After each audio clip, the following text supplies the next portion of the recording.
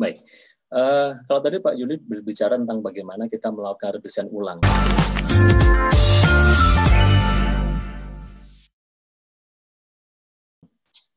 Proses bisnis, tapi dalam sisi systematic thinking-nya.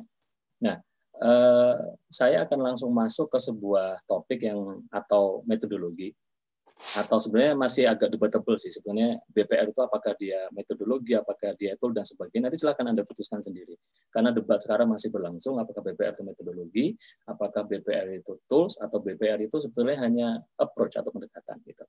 Nah, saya nggak akan banyak bicara BPR di awal, tapi saya akan berbicara beberapa hari lalu saya mencoba melakukan sebuah riset sederhana. Dan saya menemukan sebuah pola yang menarik gitu. Jadi ternyata ada isu yang selalu baru setiap 10 tahun. Kalau misalnya tahun 2000-an, mungkin Anda ingat dengan apa yang disebut dengan isu globalisasi. Ya, apa itu globalisasi? Di mana trade and transaction itu sudah global, tidak ada lagi batasan. Kemudian ada capital and investment movement, ada pergerakan capital and pergerakan investasi. Mungkin hari ini dia investasi punya pabrik di Thailand sekarang. Terus tiba-tiba bulan depan dia udah pindah ke Indonesia dan sebagainya. Itu globalisasi. Kemudian migration and movement of people. Ini kan dampaknya nanti akan ada di 2020. Jadi mulai tahun 2000 banyak sekali movement orang, ada migrasi orang, ya. Mungkin muncul sebuah bisnis baru yaitu airline dan sebagainya mulai booming. Nah, sekarang dampaknya ketika ada satu pandemi di sebuah negara, itu kita kadang-kadang susah mengeremnya karena dampak juga dari globalisasi. Kemudian ada juga dissemination of knowledge. Karena dissemination of knowledge setelah tahun 2000 sampai sekarang banyak sekali negara-negara yang dulunya mungkin menengah ke bawah mulai bermunculan gitu, seperti India dan sebagainya. Banyak sekali negara-negara yang mungkin dulu secara ekonomi kurang bagus tapi sekarang luar biasa secara teknologi. Tadi saya sebutkan India, mungkin Korea Utara, Korea Selatan dan sebagainya. Nah, 10 tahun kemudian, ya sekitar tahun 2010-2011, ada muncul isu Industrial Revolution, revolusi Industri 4.0. Gitu. Dan saya nggak perlu jelaskan apa itu revolusi Industri 4.0, saya yakin Anda semua sudah cukup paham. Nah, kalau kemudian saya coba lihat pola lagi, apa yang jadi di 2020? Nah, dalam rentang 10 tahun kemudian, itu ternyata ada isu baru. Sebagian dari Anda mungkin sudah pernah dengar apa yang disebut dengan The Great Reset. Ya, riset itu artinya di-style ulang, dimulai ulang. Ya, coba kalau Anda perhatikan, coba Anda search Great Reset misalnya di Google dan sebagainya, Anda akan lihat banyak sekali. Ini beberapa contoh website yang kemarin juga saya kompilasi. Ada IMF, ya, IMF juga mulai menyampaikan Great Reset. World Economic Forum ada Great Reset. The Jakarta Post bahkan ada juga Great Reset. Ya, dan banyak sekali isu-isu tentang Great Reset. Jadi kita meriset ulang tatanan yang ada sekarang. Nah, sebetulnya dari mana Great Reset ide itu muncul? Gitu. Nah, Great Reset itu muncul dari sebuah buku yang diterbitkan mungkin sekitar tahun 80-an kalau nggak salah. Ada buku judulnya The Great Reset, penulisnya Richard Florida. Ya, intinya sebetulnya simpel aja. Jadi Great Reset idenya adalah bagaimana post-crash ekonomi itu will change the way we live and we work. Yang nampaknya sangat relevan dengan kondisi yang sekarang.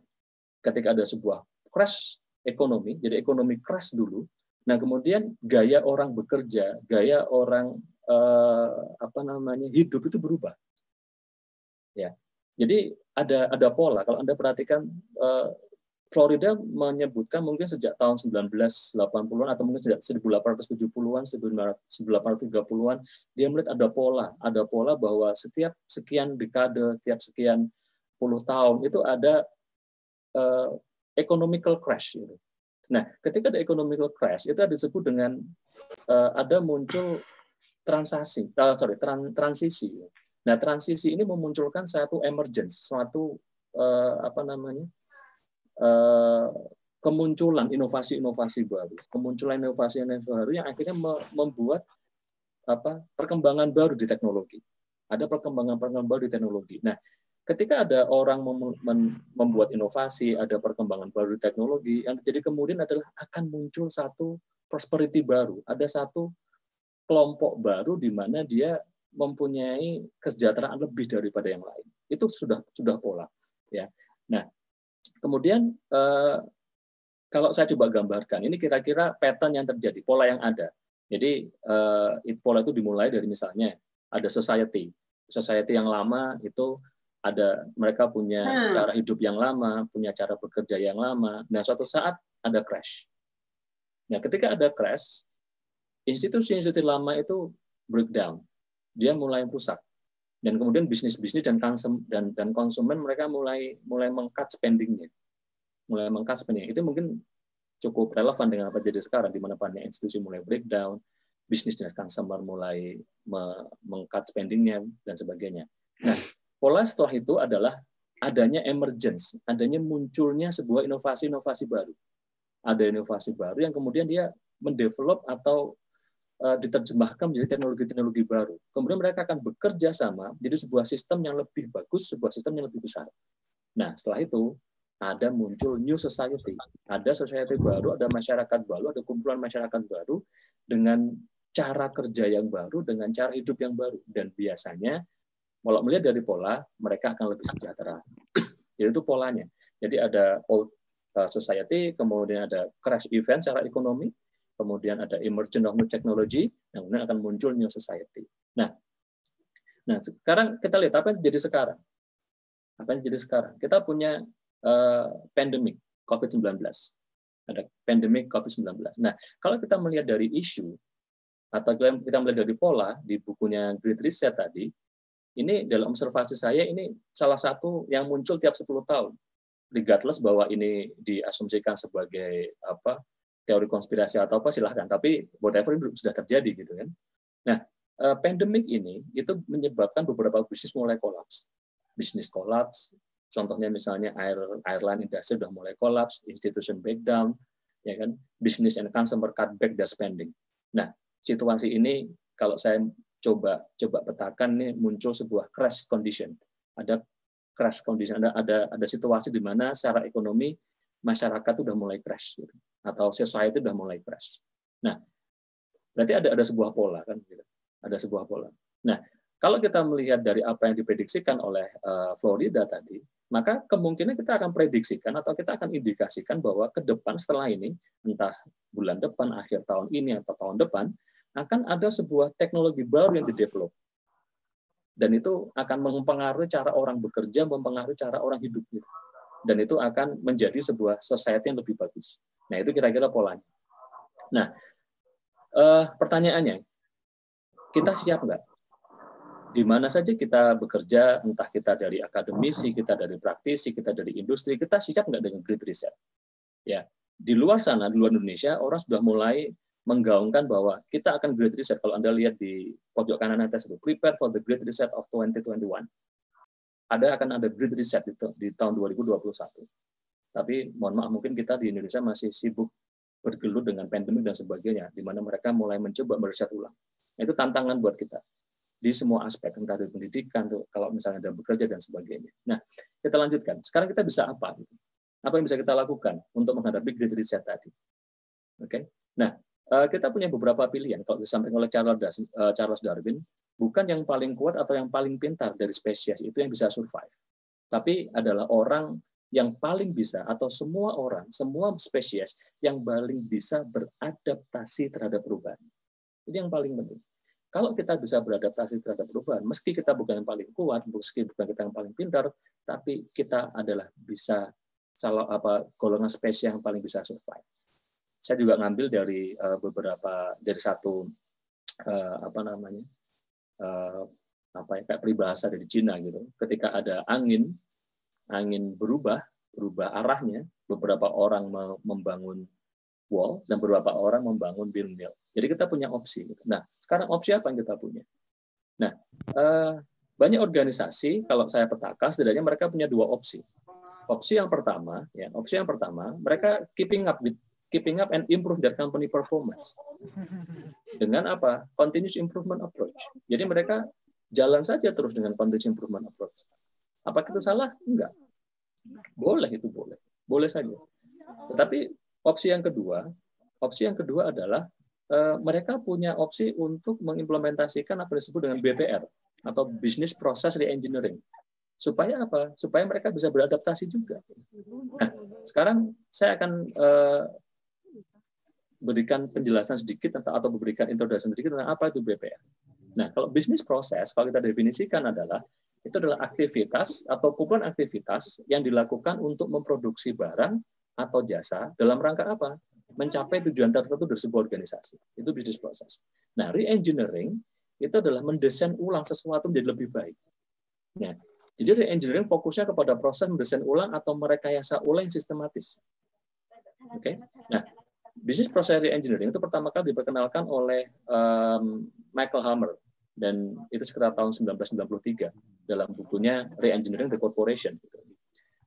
Nah, definisi BPR atau Business Process Re-engineering adalah the fundamental rethinking and radical design of business process to achieve dramatic improvement and critical measure of performance such as cost, service, and speed. Jadi intinya adalah kita melakukan desain ulang proses bisnis, bukan memperbaiki proses bisnis ya, bukan memperbaiki tapi mendesain ulang proses bisnis.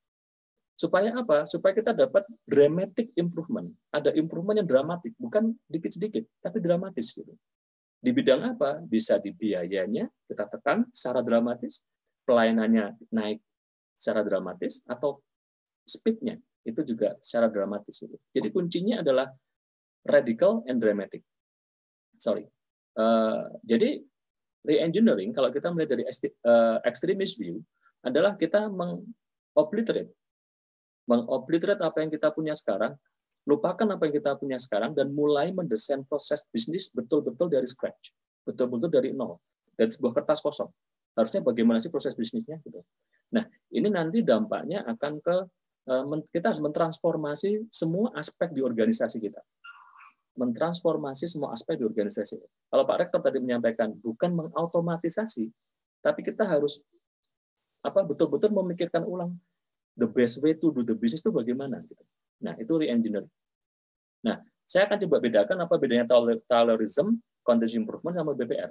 Anda mungkin sudah cukup familiar dengan Taylorism, ya, atau ya itu diusulkan pertama oleh Frederick Taylor. Nah, kalau Taylorism fokusnya adalah bagaimana masing-masing elemen kerja itu diperbaiki. Kalau Anda lihat di situ ada input, ada proses kerja, dan kemudian ada output. Gitu.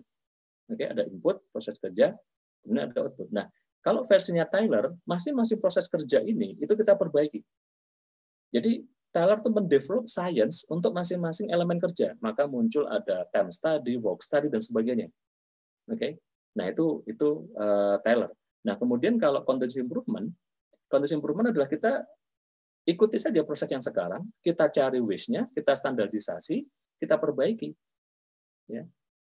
Jadi continuous improvement atau lean dan sebagainya, ya kita tidak akan merubah secara drastis proses bisnisnya. Yang ada sekarang, kita cari waste-nya, kemudian kita cari bagaimana cara memperbaikinya. Nah, kalau BPR berbeda. BPR kita harus melihat bisnis proses sebagai keseluruhan proses.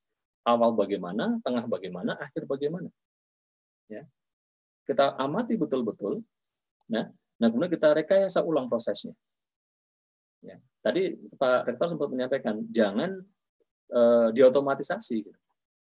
Tapi harus dirubah semuanya, ya, dirubah semuanya. Jadi tidak diotomatisasi. Nah, saya lanjutkan.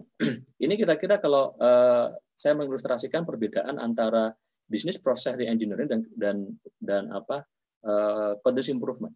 Jadi kalau continuous improvement, kalau Anda perhatikan di sini, itu improvement yang pelan-pelan, tapi ada lah, ya. Tapi ada. Kalau horizontal itu adalah waktu, yang vertikal itu adalah business performance.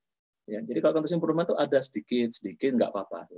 Nah, tetapi kalau business process engineering itu nggak boleh begitu. Kita pengen performance-nya itu naik secara dramatis, naik secara signifikan, gitu, secara drastis, ya kan, dan sangat signifikan. Tetapi kalau kita loncat tinggi, kalau bahasanya Pak Tohur, nanti Pak Tohur akan... Maaf Pak, 2 menit lagi. Siap. Ngeremnya kebablasan nanti. Jadi kalau dia loncatnya terlalu tinggi, jatuhnya itu nanti akan sakit gitu loh. Kita nggak tahu pas di mana gitu. Nah, artinya kita setelah BPR kita masih butuh continuous improvement. Jadi lebih baik dua itu digabungkan. Baik, saya lanjutkan. Ini intinya nampaknya di sini. Jadi BPR itu adalah kalau kita lihat segitiga BPR itu ada 3 aspek yang harus diikuti. Jadi pertama ada organisasi, kedua ada proses, dan ketiga ada teknologi.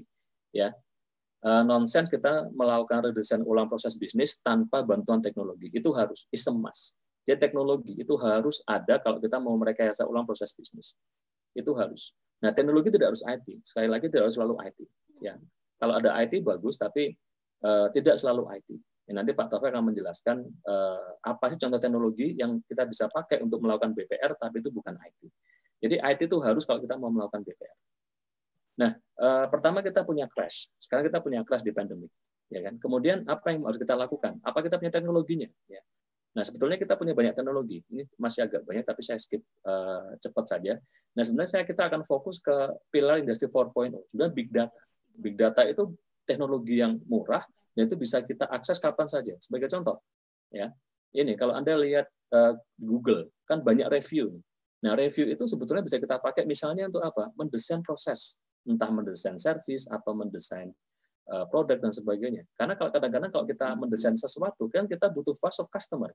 Yang kita lakukan adalah kadang-kadang voice of customer itu kita lakukan dengan cara survei.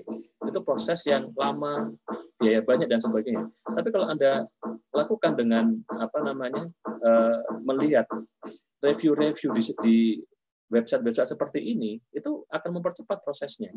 Tentunya dengan bantuan teknologi, yaitu apa? IT gitu. Ya. Ini contoh di service industry, bahwa mereka komen hotel ini seperti apa. Kan dari situ kan hotel bisa mendesain ulang proses bisnisnya. Ini juga HOK. HOK selama ini orang melakukan survei dan sebagainya, tapi kita bisa lihat komen-komen misalnya di, contoh saya ambil misalnya di Amazon, misalnya di Tokopedia, misalnya di Shopee dan sebagainya. Bagaimana sih komennya? Dari situ kita akan tahu customer pengennya seperti apa. Ya. Nah, ini juga kasusnya jamak terjadi yang sebetulnya bisa kita lakukan BPR. Nanti silahkan Anda lihat di slide. Ya, banyak sekali kasus-kasus seperti ini dan biasanya kita bisa lakukan dengan BPR juga. Cuma kadang-kadang karena orang terlalu sibuk, mereka tidak cukup bisa punya waktu berpikir bagaimana melakukan redesign ulang proses bisnis. Nah, closing remark-nya yang terakhir, dua slide terakhir, apakah kita bisa melakukan BPR di proses yang teknologi assisted untuk mendapatkan post-crash prosperity? Ya, tentu saja. Artinya kita bisa dengan teori great reset tadi, sekarang kita punya crash, nah sekarang bagaimana kita mempunyai inovasi, mempunyai pemikiran untuk membangun teknologi untuk membuat sebuah proses bisnis yang baru. Nah, kira-kira begitu. Terima kasih. Saya kembalikan ke Mbak Elan. Terima kasih, Mbak Elan. Terima kasih untuk Pak Winda. Sekali lagi bagi Bapak dan Ibu, apabila ada pertanyaan, silakan bisa mengirimkan chat pada chat room, ya. Baik, sesudah kita mendengarkan apa itu BPR ya, jadi sudah dikenalkan oleh Pak Winda nih, perbandingan-perbandingan dengan yang lain juga, continuous improvement, kemudian Taylorism, seperti itu ya.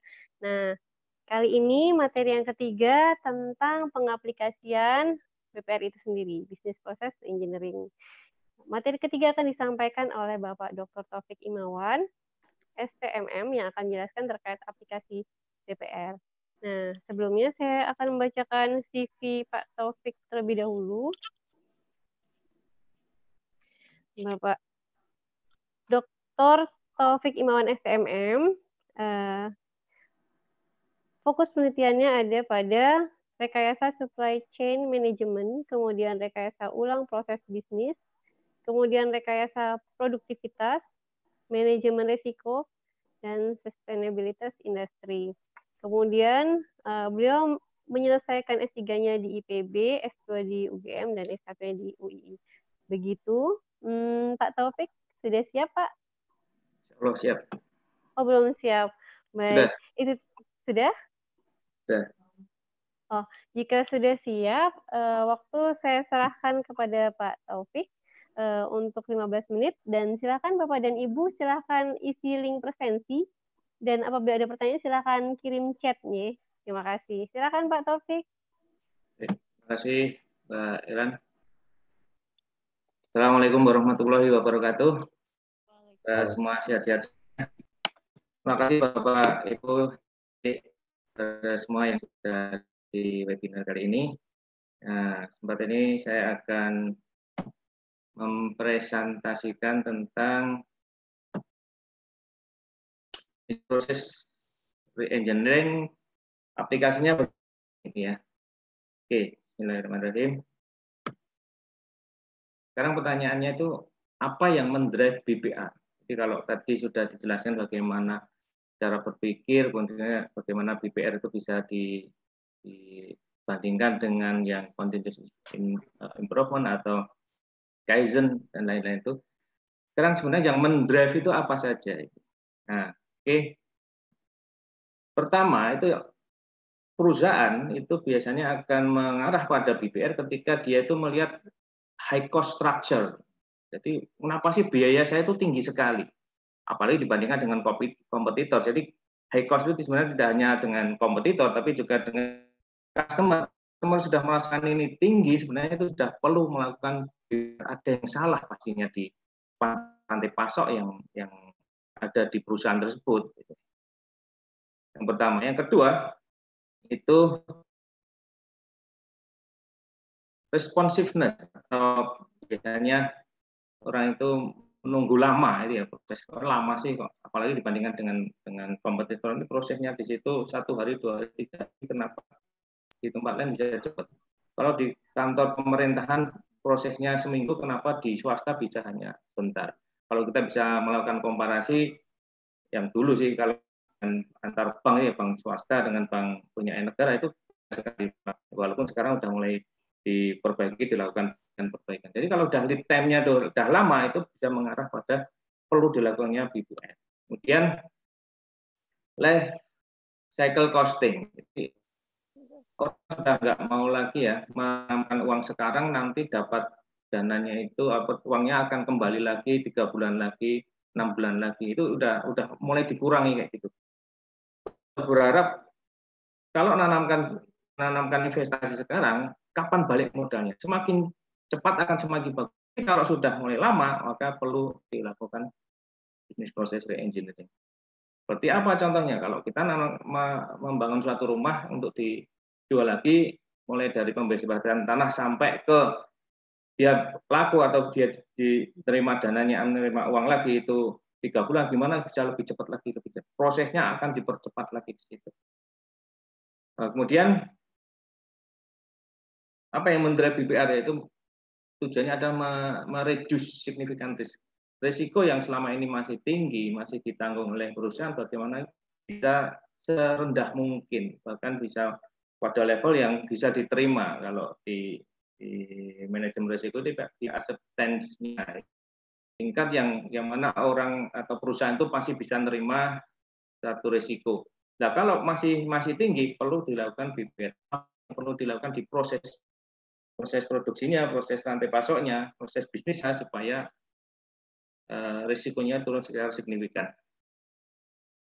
Perusahaan lain juga melakukan BPR supaya dia tuh udah hebat, tapi ingin lompat lebih jauh lagi supaya pesaingnya itu nggak bisa ngejar itu ya. Maka dia selalu melakukan BPR di situ. Bahkan kalau perusahaan sudah bagus, itu ada satu unit atau departemen berusaha untuk merusak tatanan yang ada. Loh, sudah mapan bagus-bagus kok dirusak? Iya. Karena apa? Kenyamanan. Jadi kalau yang tadi Pak Rektor bilang hebat itu maksudnya apa? Baik.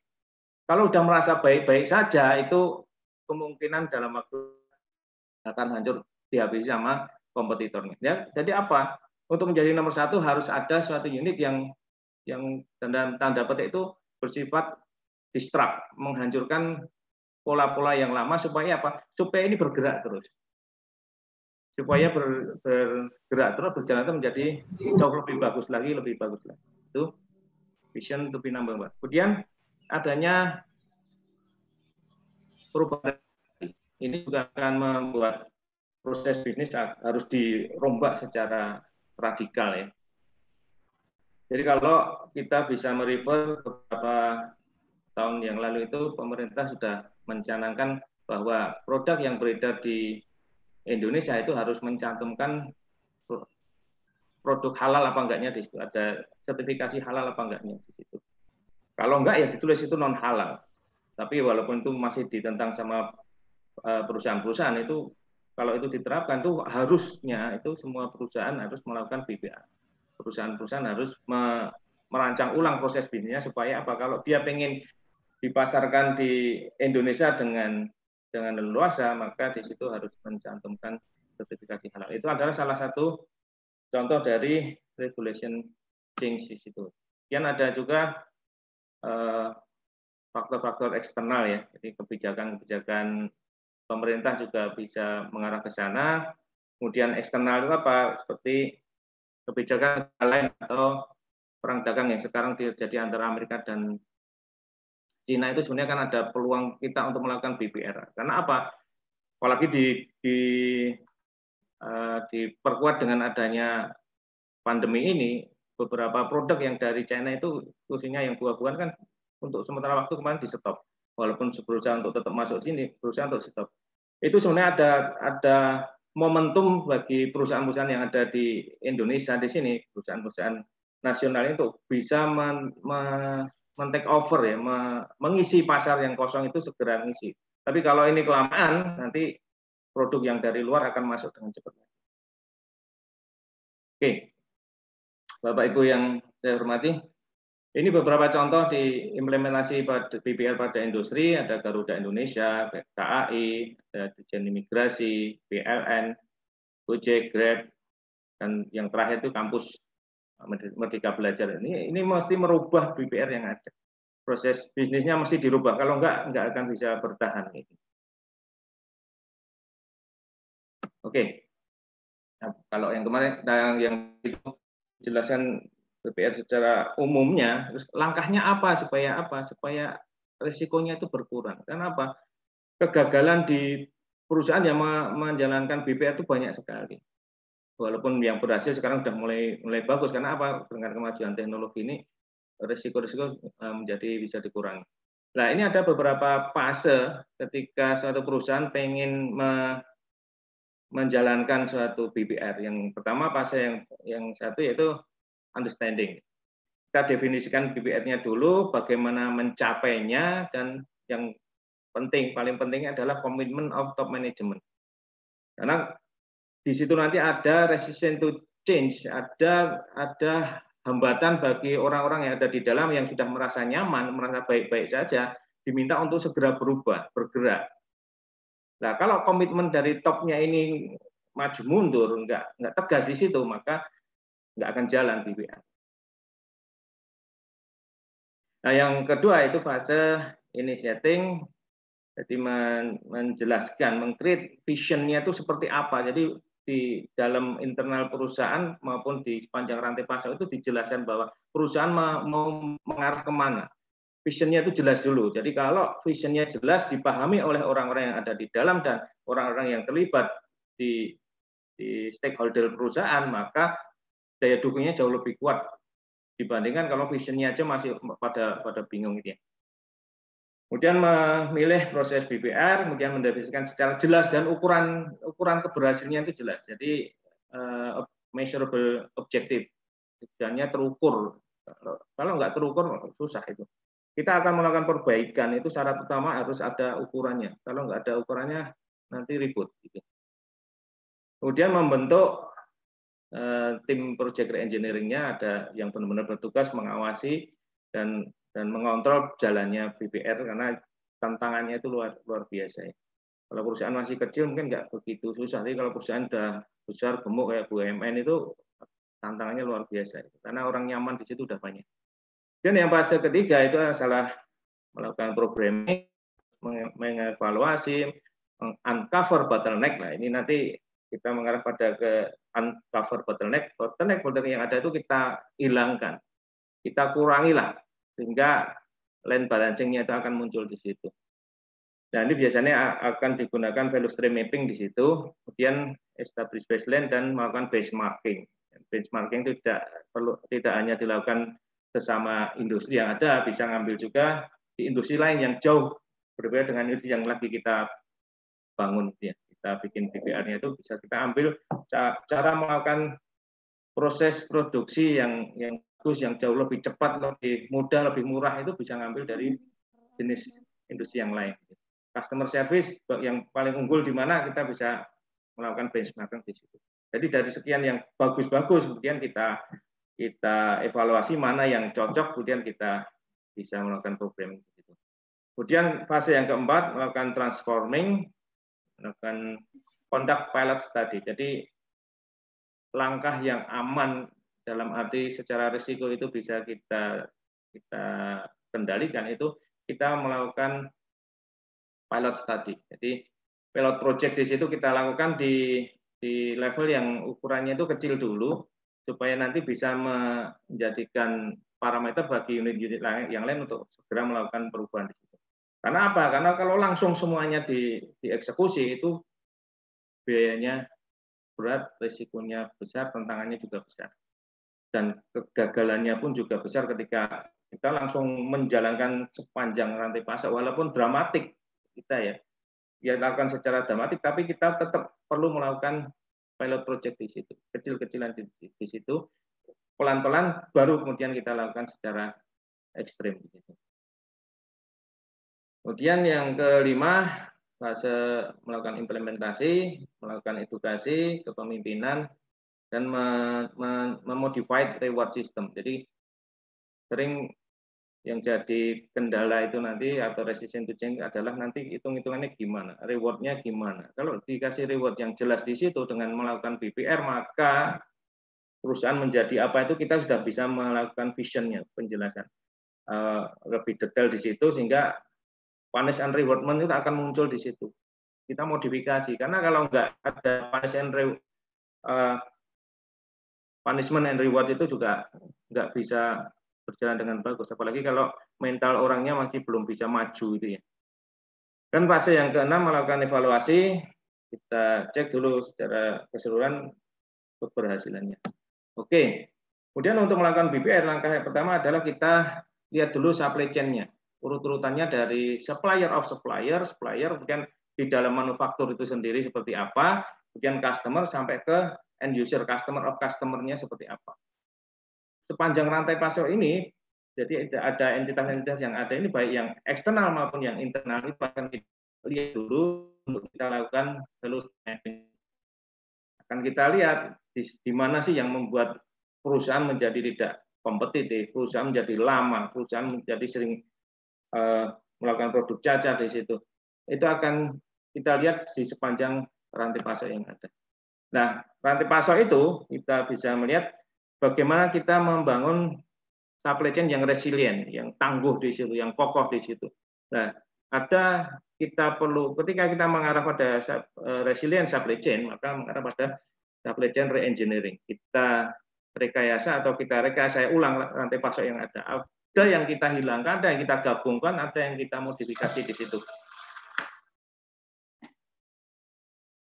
Nah, kemudian ini ada 4 pilar. Yang pilar kedua adalah supply chain kolaborasi. Kita melakukan kolaborasi dengan sepanjang rantai pasok yang ada.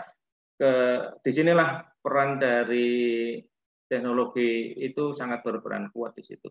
Kalau kita bicara masalah bullwhip effect, mana gerakan yang kecil bisa berdampak sangat besar. Kenapa bisa terjadi? Karena adanya kolaborasi yang kurang bagus dan adanya sharing informasi yang nggak jalan dengan baik di situ. Nah, setelah melakukan kolaborasi, setiap ada perubahan itu sepanjang rantai pasok, sebisa mungkin perubahan itu diketahui oleh supplier sampai ke level yang paling ujung. Kemudian kita juga perlu membuat supply chain risk management culture, budaya supaya adanya risiko itu selalu melekat di situ, karena risiko itu inherent selalu melekat. Kita bagaimana supaya tujuannya bisa tidak melenceng, itu kita gunakan pendekatan risk management. Dan yang terakhir kita perlu juga agility, atau kalau tadi bicara masalah adaptability, ini kita lebih fokus ke kecepatan kita melakukan adaptasi, itu agility. Jadi kalau tadi dijelasin oleh Pak Winda, yang bisa bertahan itu yang bisa adaptasi ya. Di agility itu tidak sekedar bisa adaptasi, tapi kecepatan adaptasi itulah yang akan menjadi perusahaan menjadi resilient. Jadi kalau ketika ada perubahan, hitungan agility itu adalah kecepatan dia melakukan penyesuaian di situ. Ada yang butuh waktu sebulan, 2 bulan, ada yang sampai hitungannya sampai bertahun-tahun. Nah itu ketika waktunya menjadi lama, maka semakin nggak agile perusahaan. Oke. Mohon maaf Pak, 2 menit lagi. Oke, terima kasih. Nah, kemudian arah dari BPR itu sekarang tidak sekedar melakukan perbaikan dan yang berfokus pada aspek satu saja, ya ekonomi saja, kecepatan saja. Semua itu mengarah pada aspek ekonomi, tapi mengarah pada sustainability sekarang itu. BPR yang mengarah pada sustainability. Jadi kalau kita lihat sustainability tergantung terdiri dari triple bottom line, ada people, planet, sama profit. Nah, di sini kita bisa lagi ekonomi itu seperti apa, society seperti apa, dan environment atau plannya seperti apa. Nah, kita ketika sudah mengetahui rantai pasok yang ada, kita perlu melihat stakeholder-nya seperti apa. Internal stakeholder sama eksternal stakeholder-nya. Nah, konsideran BPR itu bisa kita lihat, pertama itu value to customer. Customer itu sebenarnya minta apa sih? Apakah kecepatan, kualitas, harga, atau on time delivery, atau yang lainnya. Atau kombinasi, udah maunya cepat, kualitas bagus, harga murah. On time delivery ya, itu tambah menantang lagi kayak gitu. Itu konsideran yang pertama untuk BPR. Kemudian legalitas, aturan, atau pakem yang ada ketika kita melakukan perbaikan, percepatan, ataupun kombinasi dan lain, kita perlu juga lihat legalitas atau aturan atau aspek hukumnya. Kemudian aspek kerahasiaan, kemudian juga dukungan manajemen, teknologi, sama SDM, dan fokus pada efektivitas. Tidak sekedar fokus pada efisiensi, tapi kalau BPR itu fokus pada efektivitas, kalau business process improvement itu fokus pada efisiensi. Nah, di kasus yang ada itu di industri gula. Mengapa di industri gula itu perlu melakukan rekayasa proses bisnis? Pertama, biayanya tinggi. Kedua, penurunan kualitas dan kuantitas. Sudah jumlahnya itu sedikit, kualitasnya jelek lagi. Kemudian terganggunya aspek sustainabilitas. Nah, kalau kita lihat impor gula kita itu luar biasa, bahkan kita termasuk yang terbesar di dunia itu ya, sebagai konsumen gula ya, sehingga banyak orang sakit diabetes, banyak orang obesitas dan lain-lain. Itu grafiknya bisa kita lihat. Nah, kalau kita pengen melihat yang pertama tadi, rantai pasoknya seperti apa? Nah, kita proses dari on farm dan off farm. Jadi mulai pemotongan tebu hingga jadi gula, gitu ya.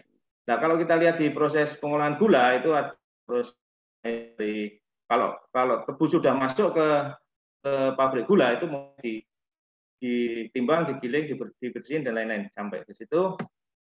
Nah, kita fokus pada yang di kotak merah. Bagaimana kalau proses yang panjang besar dan investasi besar ini bisa kita kurangi, gitu ya.